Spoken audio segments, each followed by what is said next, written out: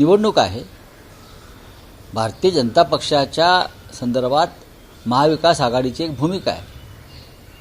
पण तरीसुद्धा अजित पवारांसारखं नेतृत्व ज्या पद्धतीनं काळानं हिरावून नेलं, त्याच्यामुळे एक सहानुभूती आहे, एक आदर आहे, रिस्पेक्ट आहे, एक एक एक सन्मान आहे. एवढा पुरता विषय आहे. पण निवडणुका लढायच्याच नाहीत, बिनविरोधच झाल्या पाहिजेत, हा अट्टहास हा चुकीचा आहे. यशवंतराव चव्हाणांना सुद्धा निवडणुकांना सामोरं जावं लागलं होतं, लक्षात घ्या. त्याच्यामुळे निवडणुका तुम्ही इतर सगळ्या निवडणुका लढता ना, भाजपवाले त्यासाठी मतं फोडता, आमदार फोडता, खासदार फोडता.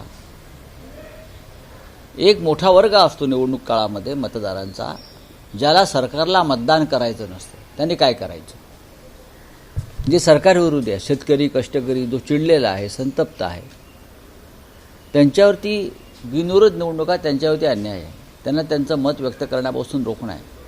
तरीही या दोन्ही निवडणुकांसंदर्भात महाविकास आघाडीमध्ये चर्चा सुरू आहे, चर्चा होत राहील आणि निर्णय घेतला जाईल. महाविकास आघाडी एक संघ आहे आणि राहील.